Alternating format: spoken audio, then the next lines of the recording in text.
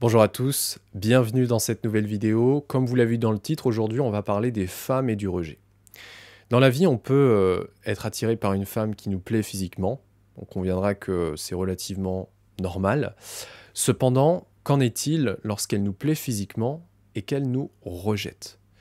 Vous savez, à l'époque où je consommais régulièrement du porno, je courais souvent après les femmes qui me plaisaient physiquement et qui semblaient ne pas vouloir de moi.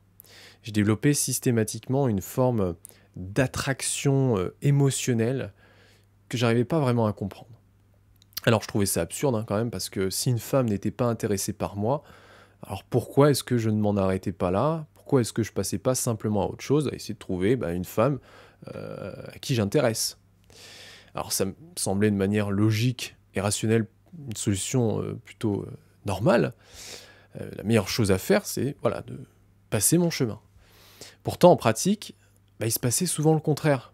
Si une femme ne m'attirait pas et ne voulait pas de moi, alors je souffrais et j'étais encore plus attiré vers elle.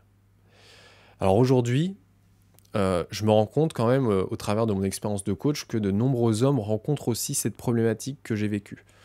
Donc c'est notamment pour cette raison que j'ai décidé de vous partager aujourd'hui mon point de vue, ce que j'ai appris personnellement de mon expérience personnelle au sujet de l'attirance que l'on peut développer vis-à-vis des femmes qui nous rejettent. Alors, pour expliquer cette attirance, certains parlent de volonté, de se challenger, d'autres de jouer à un jeu de séduction stimulant. Alors personnellement, j'ai découvert une autre raison de l'expliquer. Lorsqu'une femme vous attire et que vous ne l'intéressez pas, qu'elle vous le montre, il peut arriver que vous vous sentiez rejeté. Alors le premier constat à faire, c'est que bien souvent, si c'est pas pour dire à chaque fois, c'est votre interprétation de la situation qui vous fait ressentir du rejet. Un SMS trop froid, un silence un peu trop long, un manque de considération ou une blague un peu moqueuse, ce sont autant de situations qui poussent votre mental à voir la situation d'une manière qui vous fait ressentir du rejet. Ce qui ne veut pas dire pour autant qu'une femme ne peut pas vous rejeter, on est d'accord. Ok. Deuxième constat, si vous souffrez du rejet, c'est pas par hasard. Le rejet, c'est probablement une des blessures que vous traînez avec vous depuis votre enfance.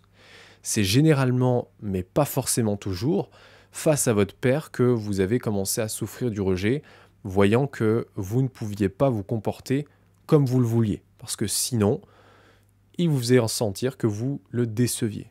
Ok ? Donc face à ce problème, vous avez alors été conditionné à grandir dans la peur de vous faire rejeter par les autres. Ceci explique pourquoi, aujourd'hui, vous êtes peut-être principalement à la recherche de l'attention et de l'amour des autres pour vous sentir bien, plutôt pour ne pas vous sentir mal. Alors si vous n'avez pas pris conscience de votre blessure d'enfance et que vous n'en avez pas guéri, alors même à l'âge adulte, vous continuerez d'en souffrir. Le rejet, c'est donc une blessure dont vous êtes entièrement responsable. D'accord ? Il faut bien être conscient. Lorsque vous souffrez de rejet vis-à-vis d'une femme, c'est en fait le signe que vous avez vécu un événement avec cette dernière et que votre interprétation mentale de cet événement a réactivé en vous votre blessure de rejet. Donc dans cette situation, vous culpabilisez de ne pas être assez bien pour bénéficier de son amour et vous ressentez donc un vide qui n'est autre qu'un manque profond d'amour envers vous-même. Et comme il y a de grandes chances pour que durant votre vie, vous n'ayez jamais appris à vous aimer profondément par vous-même, comme vous avez souvent dépendu des autres pour vous sentir aimé, eh bien alors vous souffrez. La situation est désormais la suivante. La femme qui vous attire ne vous aime pas, vous souffrez d'un manque d'amour et vous n'arrivez pas à combler par vous-même cet amour qu'il vous semble manquer. Le résultat, il va être très simple. Vous allez rechercher une solution pour combler cette souffrance que vous n'arrivez pas à guérir par vous-même. Et c'est en fait de cette façon qu'inconsciemment, vous allez commencer à croire que la solution pour aller mieux, vis-à-vis de votre souffrance, c'est d'être aimé par cette femme. Comme à la base, vous faites principalement dépendre votre bonheur des autres, dès lors que vous souffrez du rejet vis-à-vis d'une femme, vous allez rechercher son amour pour aller mieux. De la même manière qu'un enfant recherche la sécurité et l'amour de sa mère lorsqu'il ne va pas bien pour qu'elle le réconforte, eh bien vous vous engouffrez dans l'idée que cette femme pour qui vous souffrez est aussi celle qui va vous sécuriser et vous faire sentir mieux.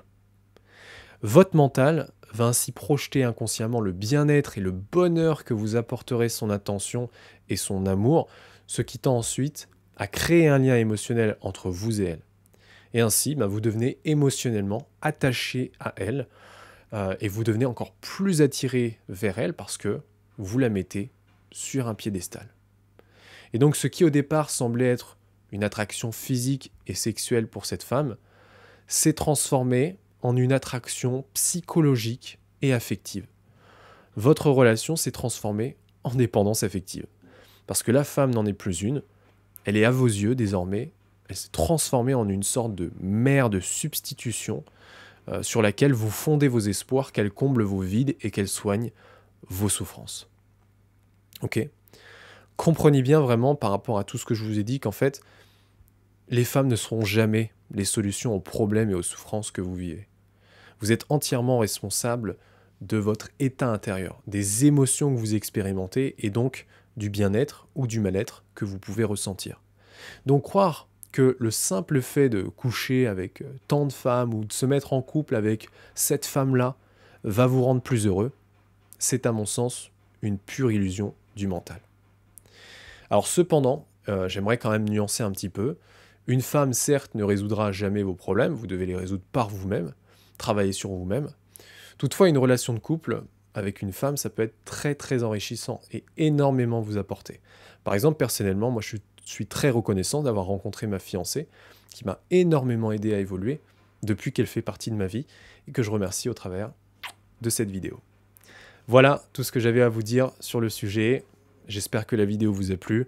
Si vous voulez avoir mon avis, éventuellement sur des questions que vous vous poseriez concernant le sujet des relations hommes-femmes, n'hésitez pas à me laisser un commentaire pour que je puisse vous répondre dans peut-être de prochaines vidéos.